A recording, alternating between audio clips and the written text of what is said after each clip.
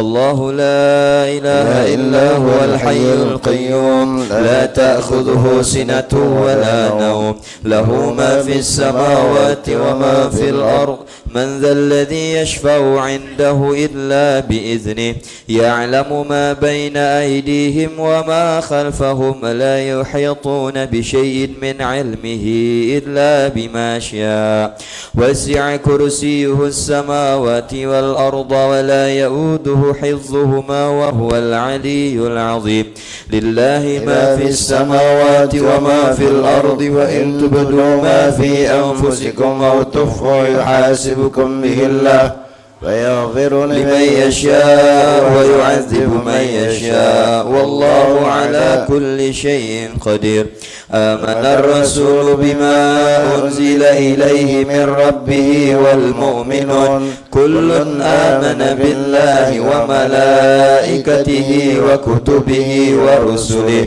لا نفرق بين أحد من رسله وقالوا سمعنا وأطعنا غفرانك ربنا وإليك المصير لا يكلف الله نفسا إلا وسعها لها ما كسبت وعليها ما اكتسبت ربنا لا تؤاخذنا إن نسينا أو أخطأنا ربنا ولا تحمل علينا إصرا كما حملته على الذين من قبلنا ربنا ولا تحملنا ما لا طاقة لنا به واعف عنا واغفر لنا وارحمنا أنت مولانا فانصرنا على القوم الكافرين لا إله إلا الله وحده لا شريك له له الملك وله الحمد يحيي ويميت وهو على كل شيء قدير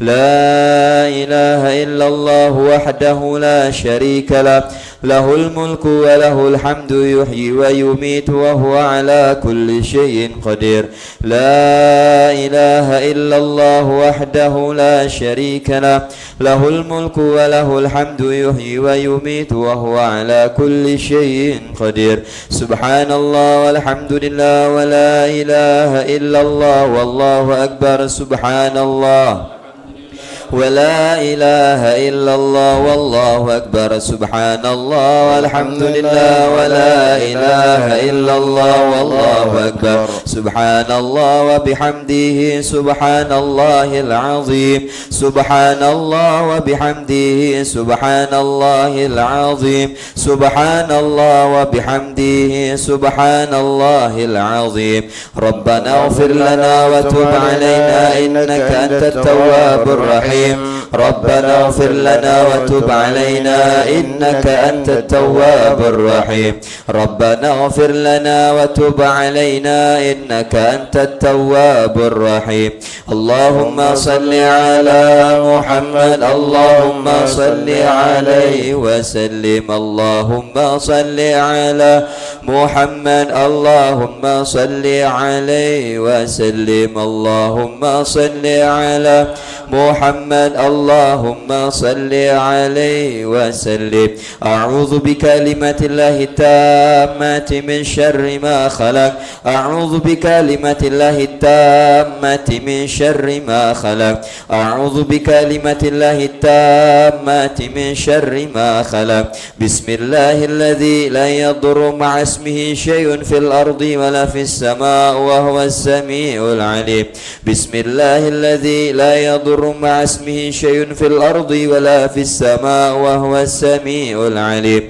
بسم الله الذي لا يضر مع اسمه شيء في الأرض ولا في السماء وهو السميع العليم رضينا بالله ربا وبالإسلام دينا وبمحمد نبيا رضينا بالله ربا وبالإسلام دينا وبمحمد نبيا رضينا بالله ربا وبالإسلام دينا وبمحمد نبيا بسم الله والحمد لله والخير والشر بمشيئة الله بسم الله والحمد لله والخير والشر بمشيئة الله بسم الله والحمد لله والخير والشر بمشيئة الله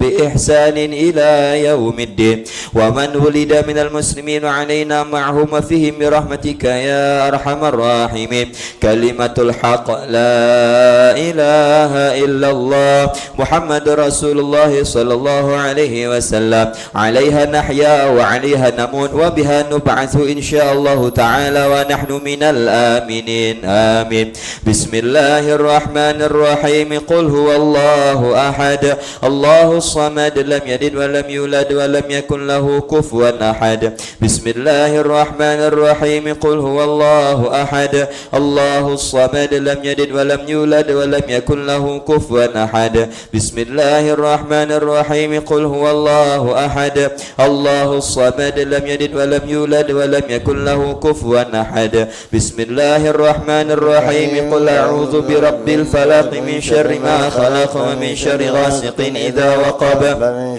ومن شر النفاسات في العقد ومن شر حاسد إذا حسد بسم الله الرحمن الرحيم قل أعوذ برب الناس مالك الناس إله الناس من شر الوسواس الخناس الذي يوسوس في صدور الناس من الجنة والناس بسم الله الرحمن الرحيم تقبل ذلك أن الله يغفر الذنوب ويستر العيوب ويسهل كل مطلوب ويجعل العاقبة والمصير إلى حضرة سيدنا رسول الله صلى الله عليه وسلم ثم إلى أرواح سادتنا أبي بكر وعمر وعثمان وعلي والحسن والحسين وفاطمة الزهراء وخديجة الكبرى وعائشة الرضا وأزواج رسول الله وحمزة والعباس وجميع أصحاب رسول الله وأنصار رسول الله والمهاجرين المجاهدين في سبيل الله أجمعين ثم إلى رسول المهاجر إلى الله أحمد بن عيسى وسيدنا الفقيه مقدم محمد بن علي بعلوي وأصولهما وفروعهما وجميع سادتنا علي بعلوي صغيرا وكبيرا ذكرا وأنثى في مشارق الأرض إلى مغاربها برها وبحرها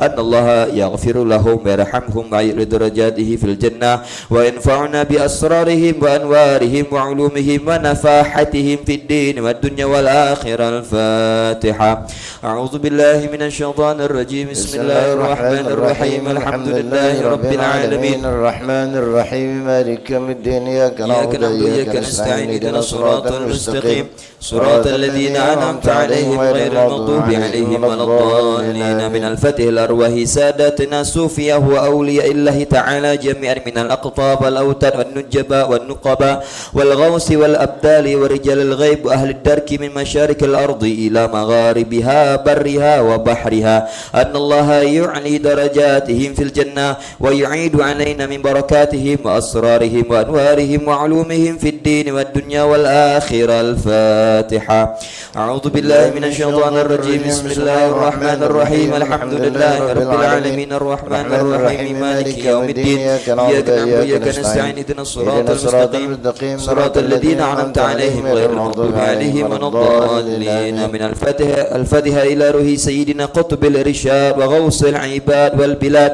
الحبيب عبد الله بن علوي بن محمد الحداد صاحب الراتب وأصوله وفروعه ثم إلى روح سيدنا الحبيب عمر بن عبد الرحمن العطاس وإلى روح الشيخ علي بن عبد الله بارس ثم إلى روح الحبيب علوي بن محمد بن هاشم علوي أن الله يعلي درجاتهم في الجنة ويعيد علينا من بركاتهم وأسرارهم وأنوارهم وعلومهم في الدين والدنيا والآخرة الفاتحة أعوذ بالله من الشيطان الرجيم بسم الله الرحمن الرحيم الحمد لله رب العالمين الرحمن الرحيم مالك يوم الدين إياك نعبد وإياك نستعين اهدنا الصراط المستقيم صراط الذين أنعمت عليهم غير المغضوب عليهم ولا الضالين آمين الفاتحة لمن أوصانا واستوصانا بالدعاء ولمن له حق علينا ولنا ولكم يا حاضرين أن الله يتقبل الدعاء ويعجل بالإجابة ويبلغنا وإياكم حج بيت الله الحرام وزيارة نبينا محمد عليه وعلى آله وصحبه أفضل الصلاة والسلام وأن الله يعيدها علينا وعليكم سنين بعد السنين وعوان بدعوى من على ما يحب ربنا ويرضى ذو الجلال والإكرام وعلى نية أن الله ينور قلوبنا وقوالبنا مع الهدى والتقى والعفاف والغنى والموت على دين الإسلام والإيمان بلا محنة ولا امتحان بجاه سيدي ولد أدنى جامعة لكل نية صالحة وزيادة ومحبة في شرف الحبيب سيدنا محمد صلى الله عليه وسلم وعلى آله وصحبه ويختم لنا ولكم بالحسنى في لطف وخير وعافية وإلى حضرة النبي سيدنا محمد صلى الله عليه وسلم. الفاتحة. الشيطان الرجيم. بسم الله الرحمن الرحيم. الحمد لله رب العالمين الرحمن الرحيم مالك يوم الدين إياك نعبد وإياك نستعين اهدنا الصراط المستقيم صراط الذين أنعمت عليهم غير المغضوب عليهم ولا الضالين آمين. أعوذ بالله من الشيطان الرجيم. بسم الله الرحمن الرحيم. الحمد لله رب العالمين حمدا يوافي نعمه ويكافئ مزيدا. يا ربنا ولك الحمد كما ينبغي لجلالك وجهك وعظيم سلطانك. اللهم صل وسلم على سيدنا محمد وعلى آل سيدنا محمد في الأولين والآخرين وصل وسلم على سيدنا محمد وعلى آل سيدنا محمد في النبيين والمرسلين وصل وسلم على سيدنا محمد وعلى آل سيدنا محمد في الملأ الأعلى إلى يوم الدين.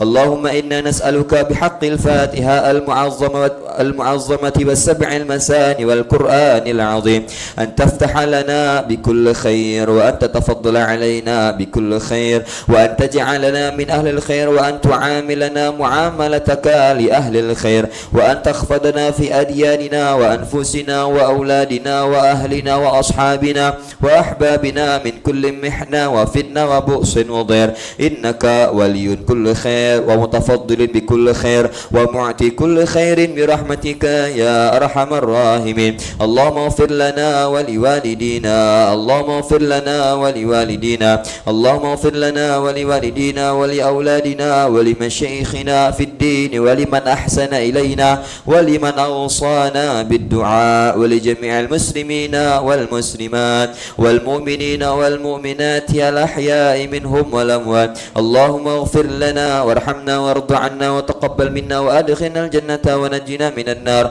اللهم أصلح لنا شأننا كله. اللهم زدنا ولا تنقصنا وأكرمنا ولا تهنا وأعطنا ولا تحرمنا وارض عنا يا أرحم الراحمين. وصلى الله على سيدنا محمد وعلى آله وصحبه وسلم والحمد لله رب العالمين آمين. اللهم إنا نسألك رضاك والجنة ونعوذ بك من سخطك والنار. اللهم إنا نسألك رضاك والجنة ونعوذ بك من سخطك والنار. اللهم إنا نسألك رضاك والجنة ونعوذ بك من سخطك والنار. يا عليم السر منا لا تتك سترنا وعافنا واعف عنا كلنا حيث كنا. يا عليم السر منا لا تتك سترنا وعافنا واعف عنا وكلنا حيث كنا. يا عليم السر منا لا تتك سترنا وعافنا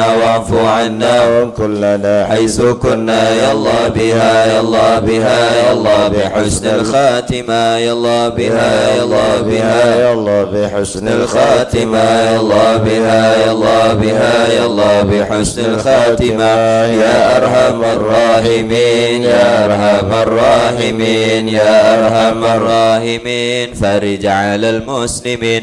يا أرحم الراحمين يا أرحم الراحمين يا أرحم الراحمين فرج على المسلمين. يا أرحم الراحمين يا أرحم الراحمين يا أرحم الراحمين فرج على المسلمين. يا أمان الخائفين آمنا مما نخاف. يا أمان الخائفين نجنا مما نخاف. يا أمان الخائفين سلمنا مما نخاف. يا أمان الخائفين آمنا مما نخاف. يا أمان الخائفين نجنا مما نخاف. يا أمان الخائفين سلمنا مما نخاف. يا أمان الخائفين آمنا مما نخاف. يا أمان الخائفين نجنا مما نخاف. يا أمان الخائفين سلمنا مما نخاف. يا لطيفا لم يزل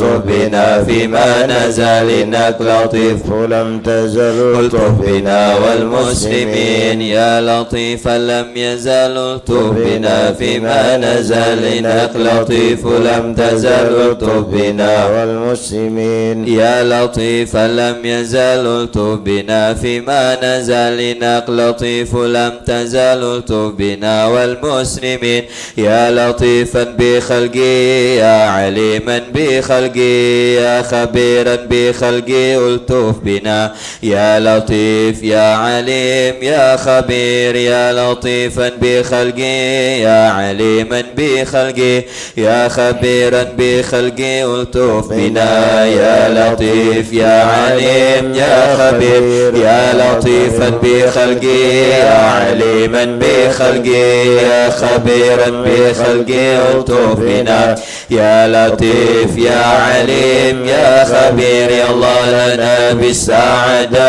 يا الله لنا بالسعادة يا الله لنا بالسعادة والخاتمة بالشهادة يا الله لنا يا الله لنا بالسعادة يا الله لنا بالسعادة والخاتمة بالشهادة يا الله لنا بالسعادة يا الله لنا يا الله لنا بالسعادة والخاتمة بالشهادة.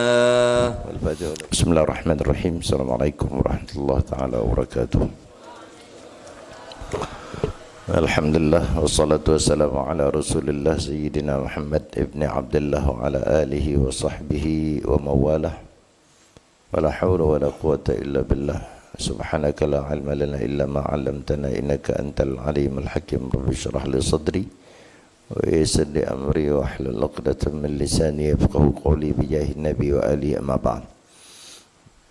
Ikhwani hadirin wal hadirat, Bapak Ibu rahmat Allah subhanahu wa ta'ala, alhamdulillah malam hari ini sebagaimana biasa setelah kita libur cukup panjang kita bisa hadir kembali. InsyaAllah kita akan melanjutkan kajian-kajian kita. Kebetulan malam hari ini minggu kedua dari bulan apa ini? Mei. Kita akan membaca atau melanjutkan kajian kitab Nasaihul Ibad. Pada pertemuan lalu kita telah memasuki bab yang kedua dari kitab Nasaihul Ibad ini sampai pada riwayat dari Uwais Al-Qarani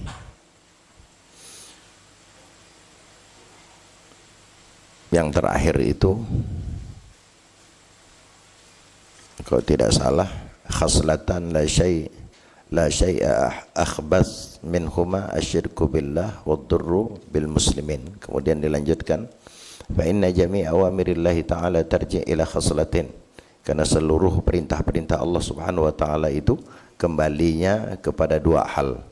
Yang pertama at-ta'zim lillahi ta'ala, yaitu mengagungkan, membesarkan Allah Subhanahu wa ta'ala, dan yang kedua asyafaqah li khalqihi, yaitu sifat kasih sayang kepada makhluknya. Oleh karenanya sesuai dengan firman Allah, aqimus shalah wa atuz zakah. Bentuk pengagungan kepada Allah dalam ayat ini aqimus shalah, dirikan salat, mengerjakan salat itu bagian daripada pengagungan kita kepada Allah Subhanahu wa taala, bahwa kita membesarkan.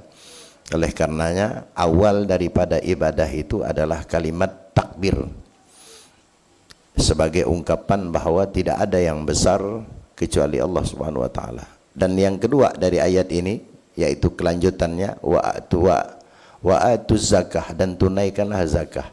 Menunaikan zakat yang merupakan kewajiban, dampaknya adalah bentuk daripada perhatian kasih sayang kita kepada orang lain dengan menyalurkan daripada harta. Jadi betul apa kata beliau, bahwa perintah Allah secara keseluruhannya kembalinya kepada dua hal. Yang pertama pengagungan kepada Allah, yang kedua adalah bentuk kasih sayang kepada makhluk Allah. Bagaimana melaksanakan daripada atau bentuk daripada melaksanakan kasih sayang macam-macam. Di antaranya zakat ini. Jadi zakat yang kita tunaikan memang kewajiban, tapi intinya adalah sebagai bentuk kasih sayang kita kepada hamba Allah Subhanahu wa taala. Dan yang kedua, ayat yang kedua yang beliau nukilkan di sini adalah anishkurli waliwalidaik. Bersyukur kepada Allah. Hendaknya kalian, kata Allah, bersyukur kepadaku. Bersyukur juga atas nikmat Allah itu bentuk pengagungan kepada Allah. Adapun bentuk syafaqah, bentuk kasih sayang terhadap makhluk itu diwujudkan dalam bentuk kalimat yang selanjutnya atau ayat yang selanjutnya, wali walidaik. Jadi kalau kita menghormati, berbakti kepada kedua orang tua kita, itu juga bagian daripada syafaqah, bagian daripada bentuk kasih sayang kita kepada mereka. Itu yang terakhir yang kita bahas. Kemudian selanjutnya, ruwiya an Uwais al-Qarani, diriwayatkan dari Uwais al-Qarani. Ini pernah saya ceritakan terkait dengan nama seorang Uwais al-Qarani, seorang saleh, abid, bar liwalidai, orang yang berbakti pada kedua orang tuanya. Suatu ketika beliau berkata, marartu fi ba'di siyahi. Jadi diriwayatkan bahwa beliau bercerita, Uwais al-Qarani ini, saya pernah cerita ya Uwais ini ya, pernah ya? Sudah.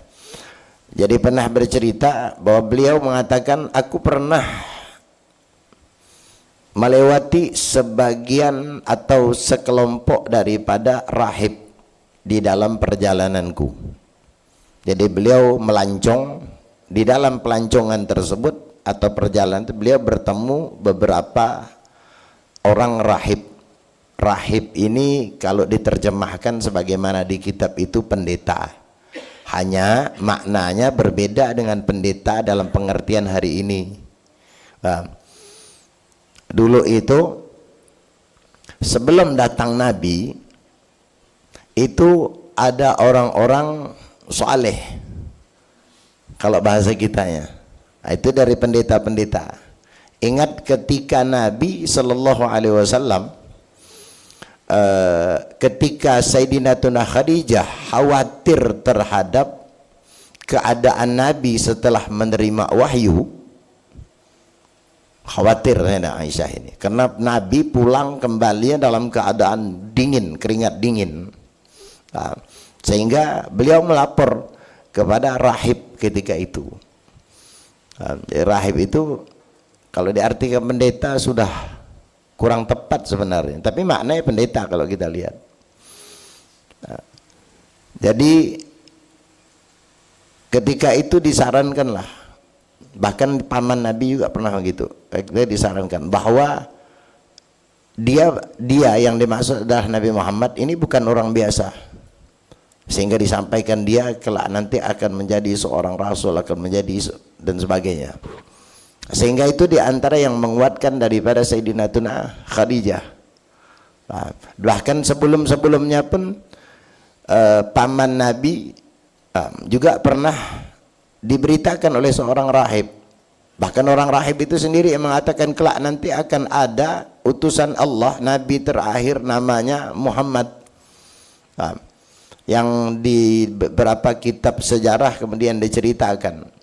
Nama ada juga rahib itu kemudian disembunyikannya tentang kebenaran daripada Nabi Muhammad, yang di dalam kitab Barzanji kalau tidak, disembunyikan di dalam sunduk atau di bawah di laci hingga tidak diketahui agar kemudian tidak tersebar. Nah, tapi pada intinya orang rahib dulu itu bisa dijadikan patokan karena masih benar, ajaran itu masih benar. Nah, kalau rahib diterjemahkan dengan hari ini, pendeta hari ini, mohon maaf, nah, kecenderungannya kadang-kadang kalau dalam versi kita, nah, versi kita, bahwa sudah banyak pegangan-pegangan mereka sudah terjadi inhiraf. Inhiraf itu sudah terjadi pergantian. Jadi kitab yang mereka jadikan standar pun sudah buatan sudah ke dalam versi kita. Jadi beliau pernah lewat, kemudian bertemulah dengan rahib ini. Kalau bisa terjemahkan itu orang saleh, tapi di sini terjemahkan dengan rahib pendeta. Dan beliau bertanya, apa pertanyaan dia? Ma awwalu darajatin yarqahal murid? Apa derajat pertama kali yang bisa menaikkan seorang murid? Murid itu maknanya banyak. Murid diterjemahkan secara bahasa Indonesia kita juga betul. Murid itu kan orang yang mencari, orang yang belajar, orang yang memulai daripada awal, itu disebut dengan murid. Nah, apa derajat pertama kali yang bisa menaikkan seorang murid ini apa? Dia bertanya kepada seorang rahib. Karena orang rahib ini tahu dia tentang derajat, tentang hal-hal yang bisa menaikkan daripada derajatnya seseorang. Kemudian sang rahib ini menjawab, qala raddul madzalim wa khiffatu dhahri anit tabi'at. Rahib ini memberikan jawaban, isi dari jawaban ini ada dua. Yang bisa menaikkan derajat seorang murid, tingkat seorang murid, itu dua. Yang bisa menaikkan derajat seseorang di hadapan Allah Subhanahu wa taala. Yang pertama, raddul madzalim. Raddul madzalim adalah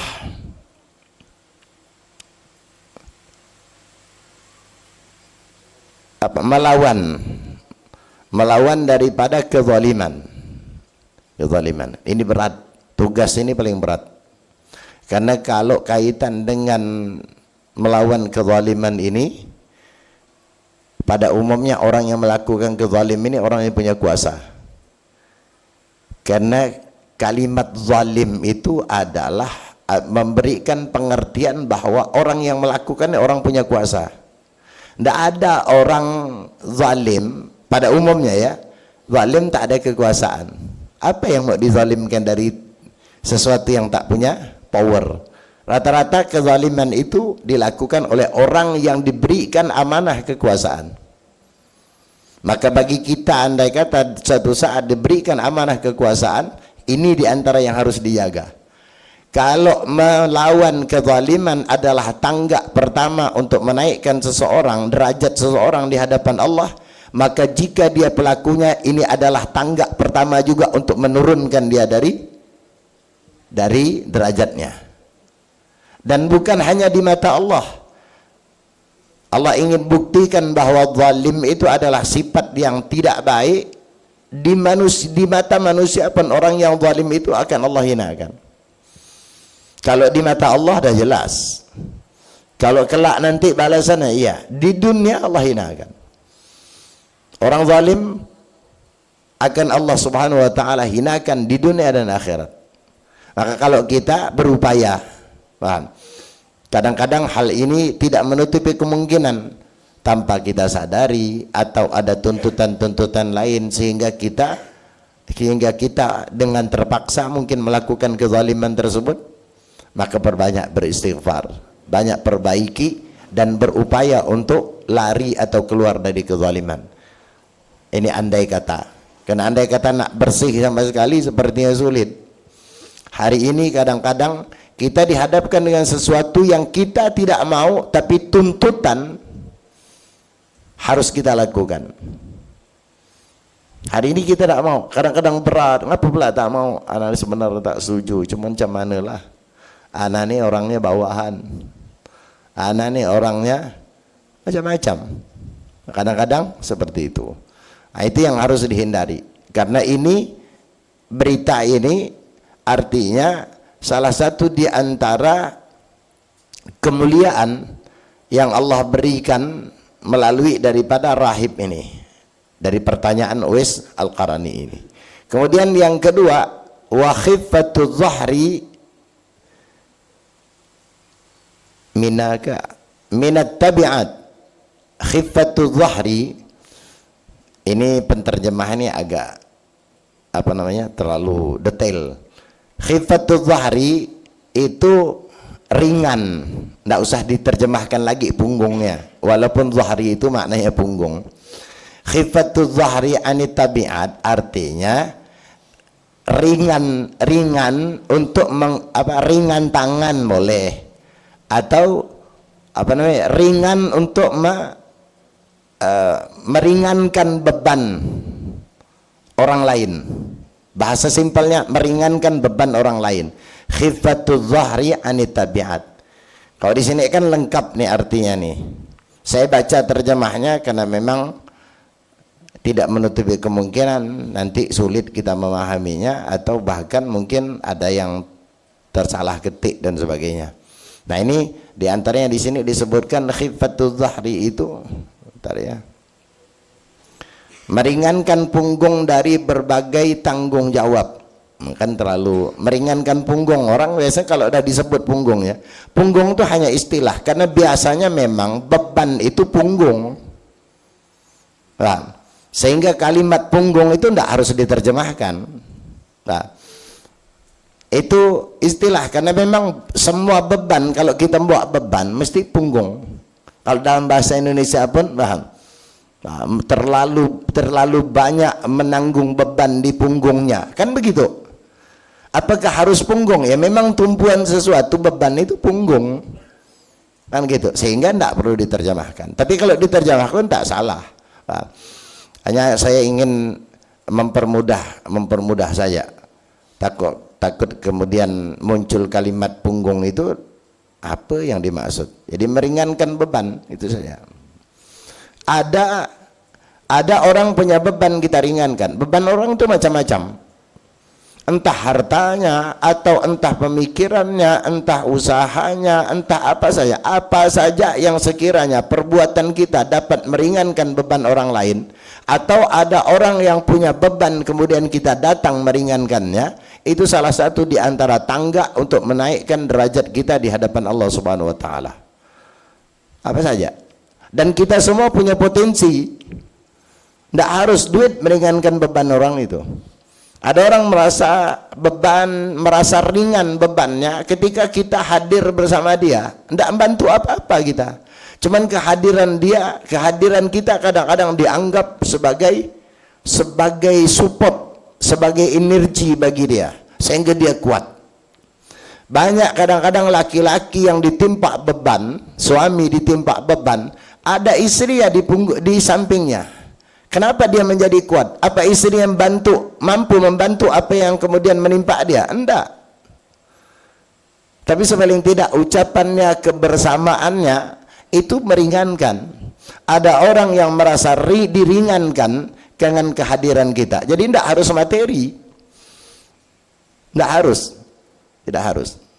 Ada orang kemudian tidak ada jalan buntu, kemudian kita berikan dia solusi, kita berikan jalan sehingga terbuka. Itu juga bentuk daripada meringankan. Jadi semua kita punya potensi untuk melakukan ini. Tinggal kita mengambil porsi kita ini di mana.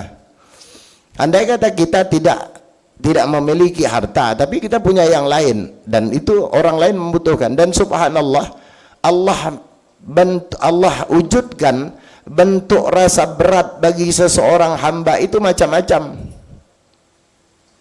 Ada orang berduit cuman suntuk pikirannya. Ada orang punya jabatan tapi tak bahagia dengan jabatannya.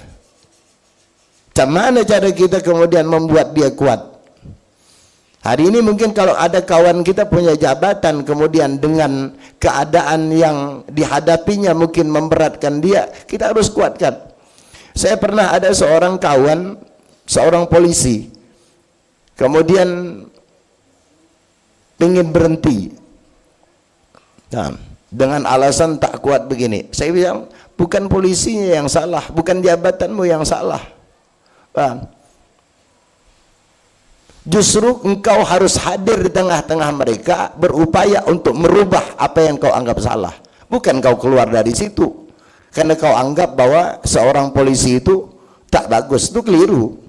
Polisi itu kan jabatan. Jabatan itu tergantung siapa. Dia mau keluar dari jabatan itu, menurut saya, kalau menurut Anda bilang bukan menurut, dan memang bukan itu yang salah.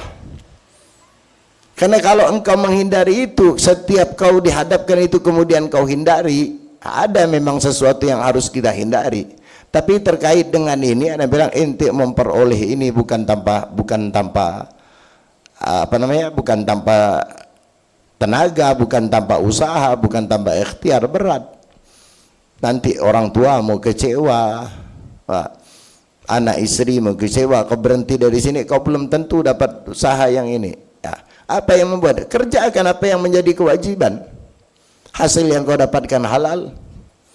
Kalau kau lihat ada di mana-mana ada, tidak hanya dari itu salah satu di antaranya. Jadi apa saja bisa. Mungkin dengan omongan kita apa yang menjadi beban dia kemudian lapang. Itu salah satu di antara derajat atau tangga untuk meninggikan daripada derajat seorang hamba. Kemudian dikatakan fa innahu la yas'adu lil 'abdi 'amalan wa 'alaihi tabi'ah. Kenapa? Karena terkadang seorang hamba tidak akan naik, yas'ad itu naik, tidak akan naik derajat seorang hamba, amal daripada seorang hamba, wa 'alaihi tabi'ah, kalau dia punya tabi'ah, kalau dia punya beban. Ada juga ulama mengatakan bahwa kalimat tabi'ah ini adalah dosa-dosa kecil, beban. Jadi beban di sini bukan beban daripada hidup, tapi lebih kepada dosa-dosa kecil. Kalau bahasa mudahnya dosa-dosa kecil. Makanya tabiat itu biasanya dia terhapus dengan amal kebaikan kita, terhapus dengan keistiqamahan kita, terhapus dengan istighfar. Itu namanya daripada tabi'ah. Itu bisa dimanakan. Walau au mazlamatun, atau seseorang tersebut melakukan daripada kezaliman. Selagi dia zalim, maka kata beliau seorang hamba tidak akan pernah naik derajatnya di sisi amalnya, tidak akan pernah dilihat oleh Allah Subhanahu wa taala, tak akan pernah naik derajatnya.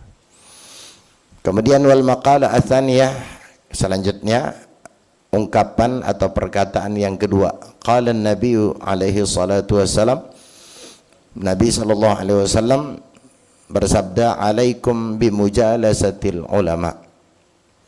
Ini kan ya, makalah itu sama dengan kita. Makalah hari ini diterjemahkan orang makalah. Makalah itu ada rentetan daripada urutan daripada pembahasan-pembahasan. Kalau dia nanti ada sub-subnya, ada bab-babnya, kan begitu. Makalah itu diambil dari bahasa Arab. Indonesia yang diambil dari bahasa Arab. Makalah ini biasanya orang-orang sekolah atau mereka yang kuliah itu akan mengenal namanya makalah. Ini sama. Dari makalah yang kedua ini beliau mulai dengan sabda Nabi atau hadis Nabi SAW yang berbunyi alaikum bimujalasatil ulama. Hendaknya kalian, alaikum ini itu adalah perintah, itu adalah anjuran. Maka kalimat yang tepatnya atau diterjemah biasanya hendaknya kalian. Alaikum bimujalasatil ulama, hendaknya kalian duduk atau duduk dengan para ulama.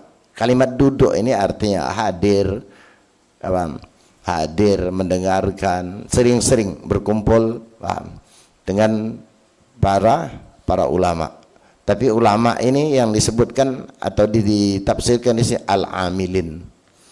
Kalau kita ini bukan levelnya. Orang kadang-kadang bau ngajar sekali dah ulama. Lama-lama sikit alama. Mudahnya.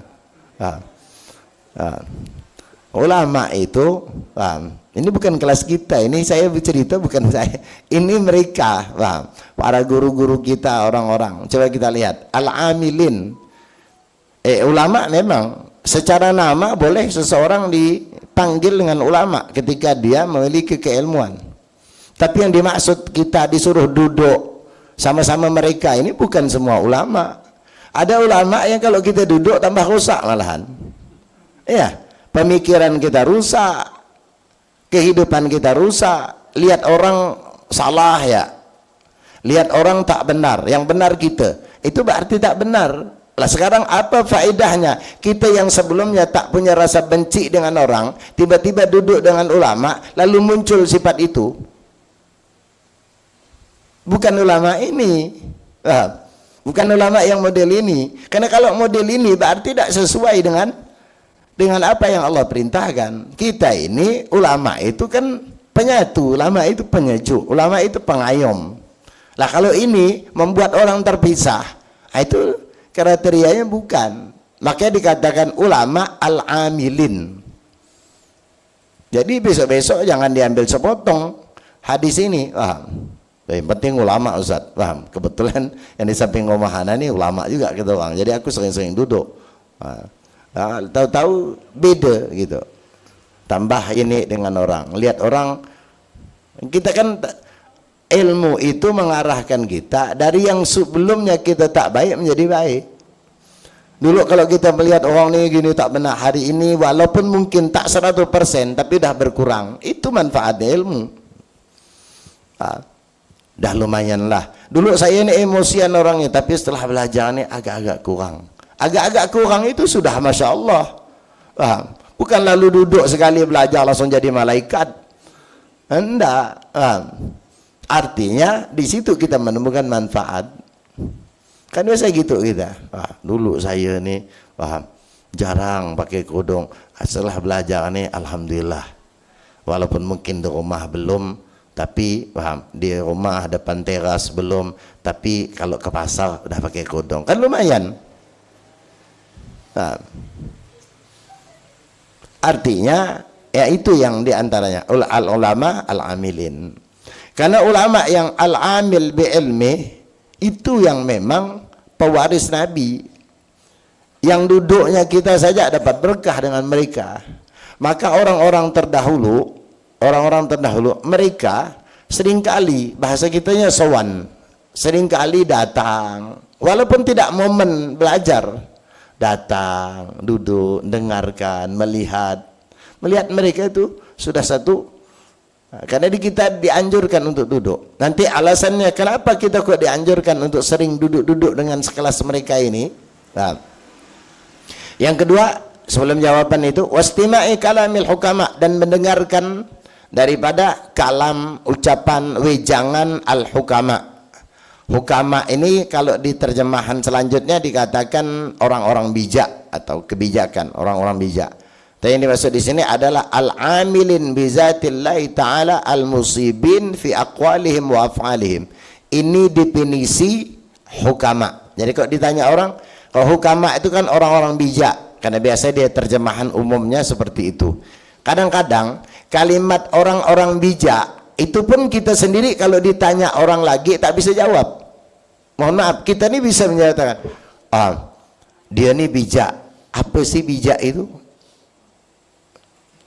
Kira-kira kalau kita ditanya orang, kita kan sering tuh, dia ini Masya Allah Ustaz orangnya bijak. Sekarang anak tanya, makna bijak, pengertian bijak itu apa?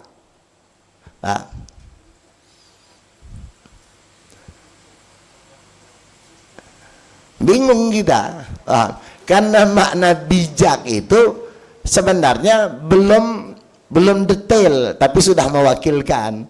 Karena biasanya kalimat bijak itu artinya dia adalah orang yang pertengahan, artinya bisa menjadi solusi, bisa menjadi ini, ucapannya kemudian bisa menenangkan orang, ya kan? Itu biasanya dimaknakan bijak. Masuk ke itu? Iya. Tapi yang lebih tepatnya makna hukama itu adalah di sini al-amilin bizatillah, al-alimin bizatillah. Orang yang layak dikatakan hukama, orang bijak itu adalah orang yang bukan bijak secara ucapannya. Itu efeknya, apa implementasinya kata orang sekarang.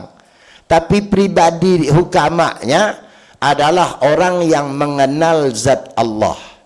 Al-musibin fi aqwalihim wa af'alihim, orang yang selaras perbuatan dan ucapannya. Kalau hukama bijak dimaknakan dengan makna ini, maka orang tak gampang mengatakan bahwa dia adalah orang bijak. Kenapa? Orang bijak itu ucapan dengan perbuatannya sama, selaras, seia, sekata. Kita belum layak, karena kita ngomong, ayo, hendaknya kita tuh punya amalan salat duha. Yang ngomong tak salat duha, itu namanya tak bijak. Boleh ke Ustadz kalau kita ngomong gitu, ngajak orang? Boleh, tapi untuk dikatakan seorang bijak, belum. Dia ni Masya Allah orangnya bijak. Ngapa pula dia kadang-kadang suruh kita duha. Dia duha tak? Tapi bukan berarti tak boleh kalau dia ngomong. Karena mohon maaf, andai kata saya mengajak, ibu hendaknya sholat duha, nanti witir bu ibu ya, boleh ke? Ya bukan boleh, memang dianjurkan. Terus masalah saya tidak melakukannya, tidak jadi masalah. Kenapa? Yang saya anjurkan ini satu kesunahan yang kalau dikerjakan dapat pahala, ditinggalkan tak dapat dosa. Saya yang anjurkan, tak melakukannya, saya tak berdosa. Yang kena anjuran mengerjakannya dapat pahala. Tapi untuk dikatakan saya ini sebagai orang bijak, enggak. Kenapa? Ucapan saya belum selaras dengan perbuatan.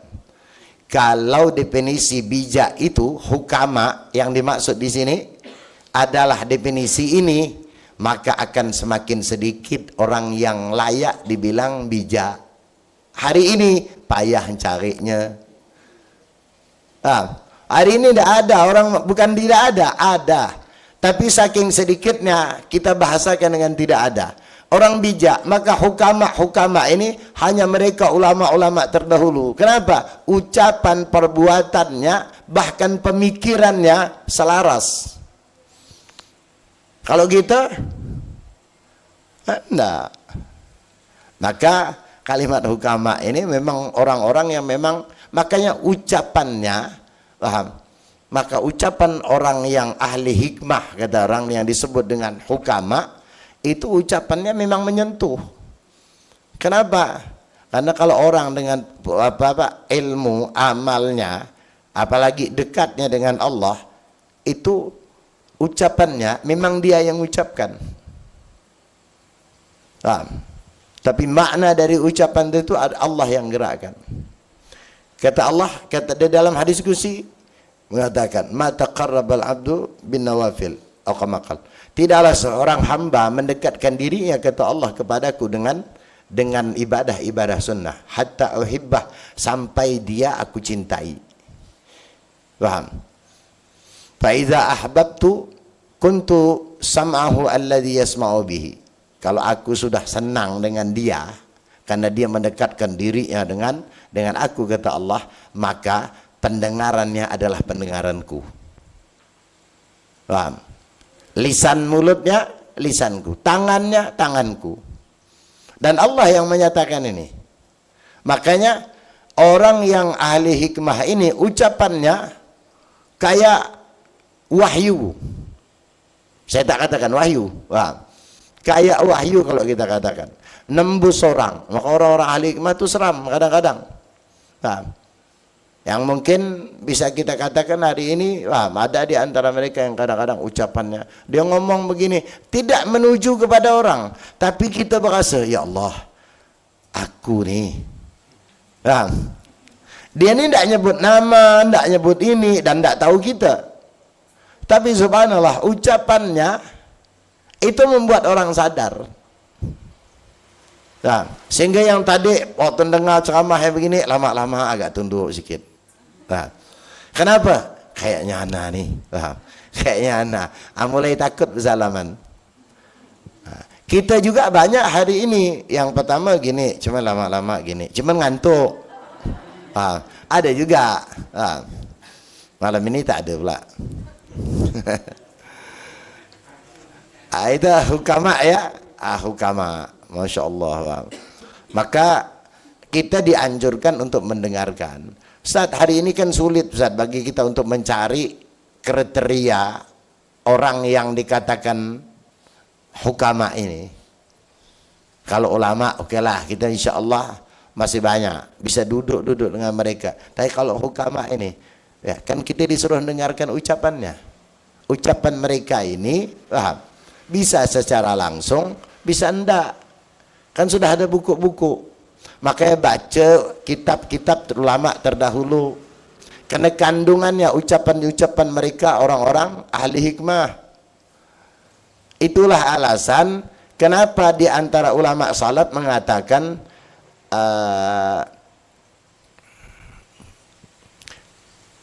apa namanya?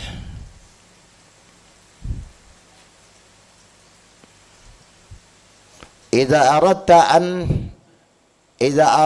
an tataqaddam fa 'alaika bi kutubis salaf.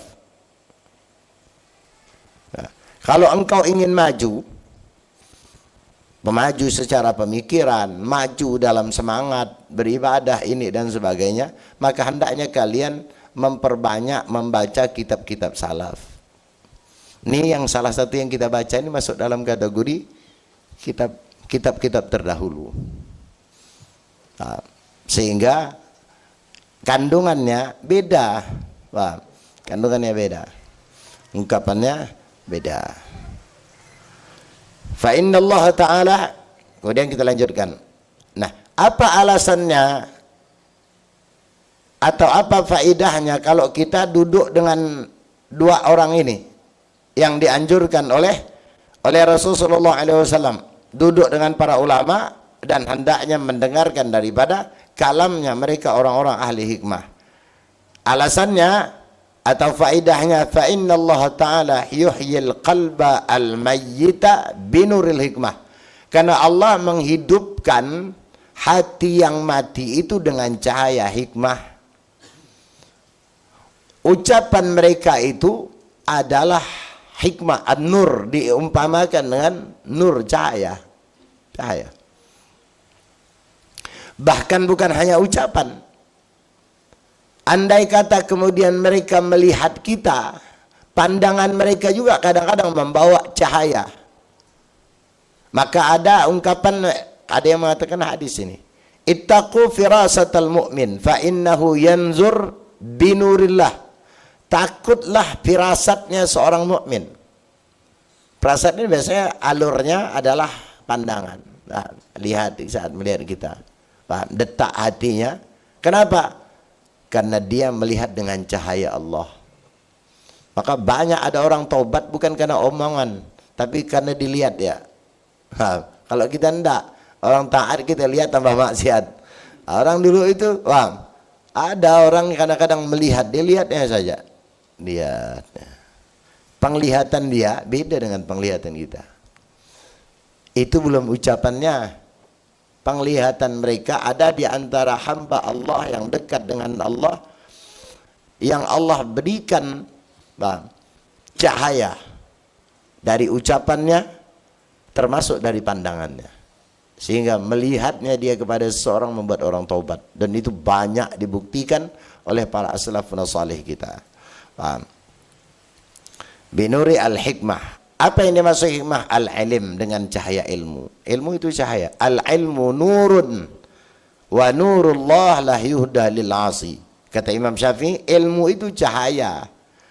Jadi kita belajar ilmu adalah belajar untuk menghadirkan cahaya itu dalam diri kita. Cahaya, lentera.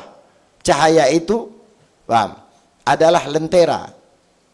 Ilmu yang menjadi penuntun kita. Maka dikatakan al-ilmu imam wal amal tabi'uhu.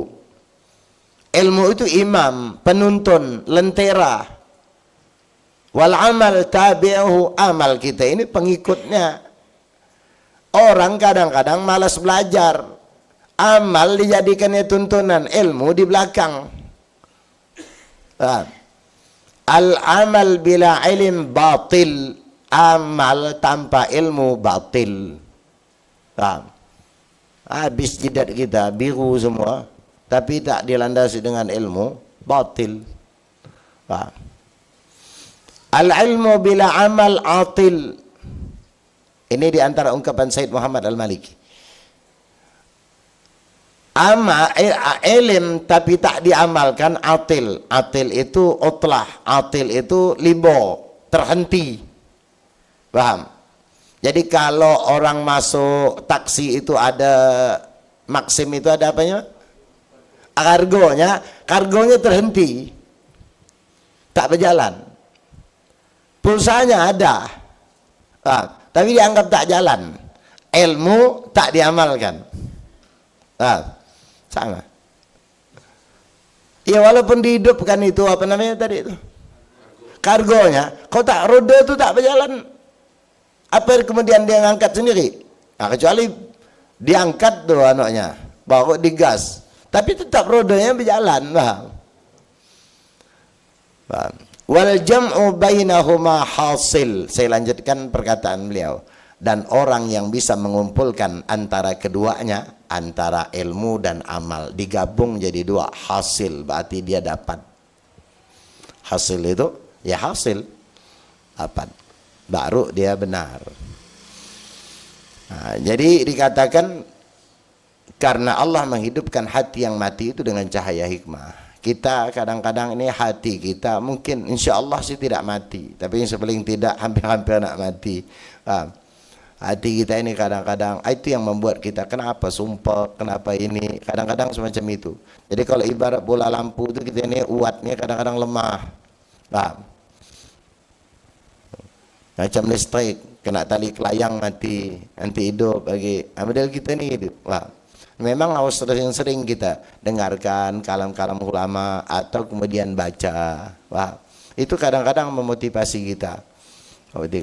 Kalau kita termotivasi dengan perkataan datuk-datuk kita, orang-orang tua kita, ya, dengan para ulama, dengan para orang-orang hukama terlebih dahulu, tentunya lebih. Itu.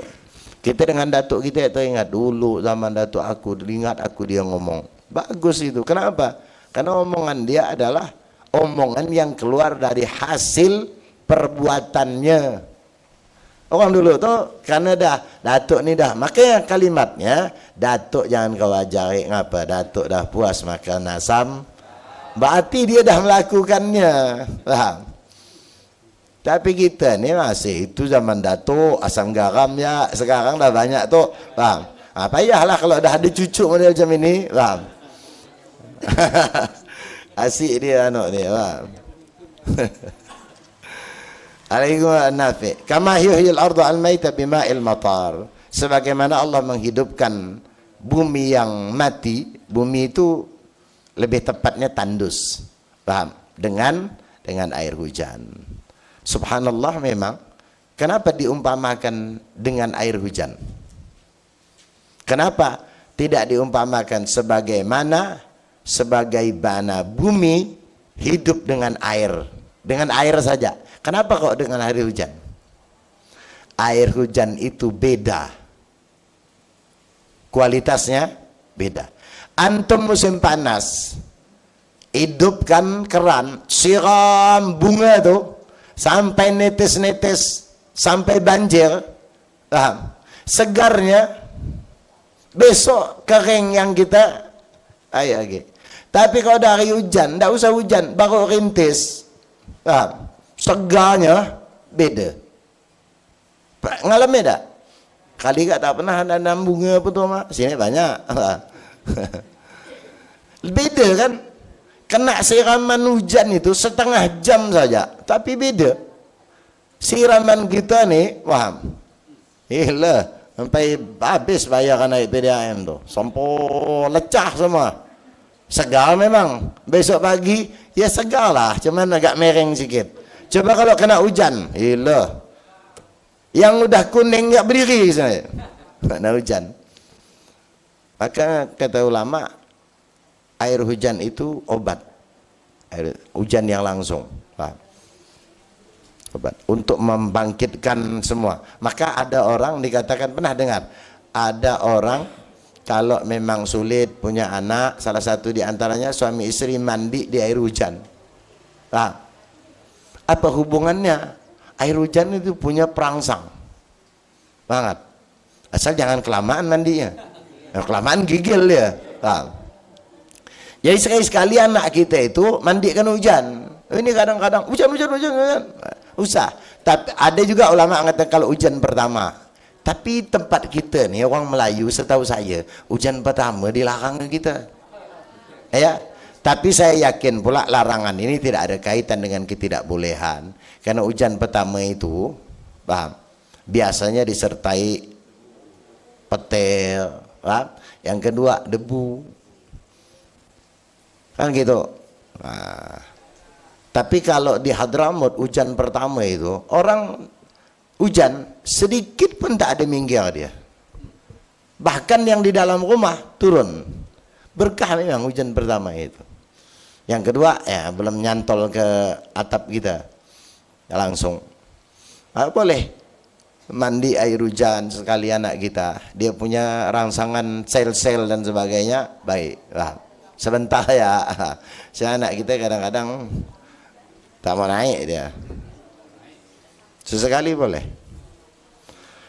Baik, kemudian wa fi riwayat At-Tabrani, dalam riwayat Al-Imam At-Tabrani, 5 menit gitu. Dalam riwayat At-Tabrani an Abi Hanifah, an Abi Hanifah, jalisul kubara, wasailul ulama, wa kharitul hukama.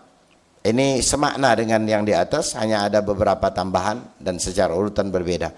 Dalam riwayat Al-Imam Tabrani dari Abi Hanifah, jalisul kubara, dudukilah atau duduklah kalian bersama pembesar-pembesar ilmu. Nah, ini orang ulama-ulama terdahulu. Buat kita pun hari ini sudah kesulitan bagi kita. Wasailul ulama, dan banyaklah bertanya dengan para ulama. Bertanya tentang hal-hal. Mau bertanya. Tidak, kadang-kadang malas bertanya. Wa khalitul hukama, dan bergaullah dengan mereka para hukama. Nah, hukama itu saya terjemah hukama saja, kalau sudah dimaknakan tadi. Wa fi riwayatin, dalam riwayat lain, jalisul ulama wa sahibul hukama wa khalitul kubara. Dalam riwayat itu agak berbeda ya, berbeda secara urutannya, tapi isinya sama. Jalisul ulama, duduklah para ulama. Duduklah dengan para ulama. Wa sahibul hukama, dan bertemanlah dengan hukama. Wa khalitul kubara, dan bergaullah dengan al-kubara, ulama-ulama besar. Kalimat sahibul hukama kita suruh nemani saja. Tapi ketika kubara, khalitu. Kalimatnya khalitu, sahibu itu agak beda. Sahib itu bisa jadi dia ngawankan saja, tidak ngapa-ngapa. Hukama duduk dia ini yang dia ada ucapan didengarkannya. Kalau khalitu itu cenderung ekspresi. Kubara itu adalah ulama-ulama besar, kan begitu diterjemahkan situ. Kaliber. Khalitu itu artinya ada action dari kita untuk nimbrung bersama dia. Caranya bagaimana? Itu yang dibahasakan khidmah. Kalau seorang murid, nyiapkan ini, itu khalitu namanya. Lebih tepatnya khalitu di bukan sahib. Kalau sahib ini cuma ngawankan ya. Ayo sini boy, ayolah. Makan boy, ayo. Kadang-kadang yang kalau model sahib ini kadang-kadang belum selesai makan, dia udah makan dulu. Katanya sahib, paham? Sahib itu paham, ngawal. Tapi kalau khalitu cenderung melibatkan dirinya. Nah, porsi dia melibatkan ini macam-macam, tergantung porsinya dia. Karena yang kita kawannya adalah ulama. Apa saja boleh kita ambil. Makanya ada di antara para sahabat, ada yang kadang-kala bertugas sendalnya Nabi. Tidak diperintah Nabi. Hanya mereka kemudian mengambil porsi sendiri. Paham? Ada yang tukang tukang kawal Nabi. Ada, semuanya ada, Nabi itu ada. Ada yang tukang bawakan air. Jadi kalau Nabi buang hajat, habis buang hajat, Nabi tak teriak lagi, langsung datang. Ada memang sahabat, di antaranya sahabat Mughirah bin Syu'bah, itu langsung, langsung dia, langsung tuangkan. Jadi ada semua.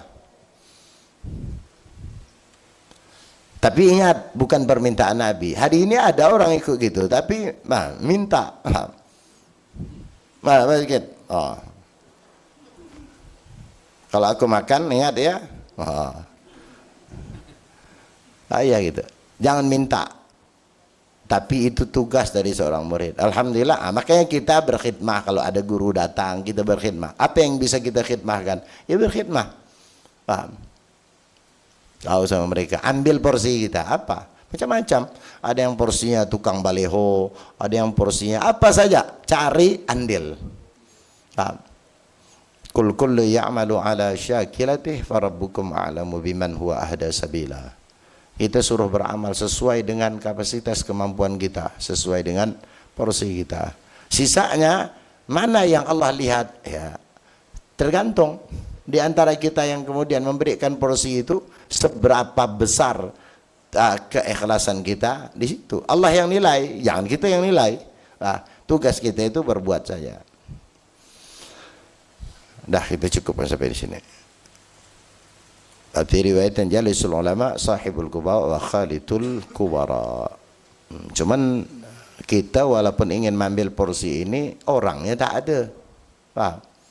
Kubara ini kalau zaman-zaman dahulu ya gampang. Tak usahkan ini orang-orang par kita ya, orang-orang alim dulu, orang-orang soleh banyak. Hari ini turun. Ya memang sudah zamannya. Dan tidak pernah lagi kita, andai kata kita berharap ingin dapat lagi ulama-ulama sekaliber dulu, tidak bakalan. Tidak bakalan. Hari esok tidak akan lebih hebat dari yang hari ini. Karena semuanya menurun. Jadi kualitas umur dunia ini bukan hanya dunia saja yang menurun. Semua yang isi-isi ini turun. Nah, dulu ibu-ibu bisa melahirkan 11 dan itu biasa, bahkan ada yang 18. Hari ini kualitasnya turun. Iya kan? Semuanya turun. Yang naik itu cuma satu, harga. Harga naik. Harga turun. Harga itu naik.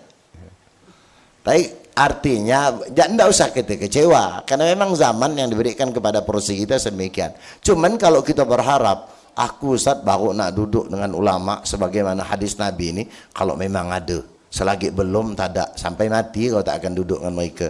Kenapa? Memang dah tak ada. Itu hanya ada di zaman dulu. Makanya ada hadis Nabi mengatakan begini, kata Nabi, khairul qurun qarni. Ini hadis yang harus kita camkan. Kata Nabi, sebaik-baiknya generasi-generasiku. Nabi yang ngomong itu.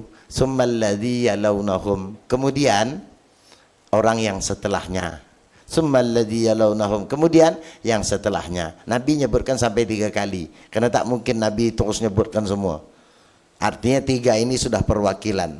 Bahwa semakin ke bawah, ke bawah, ke bawah, berarti kan tidak lebih baik. Ini Nabi yang ngomong, bukan anak.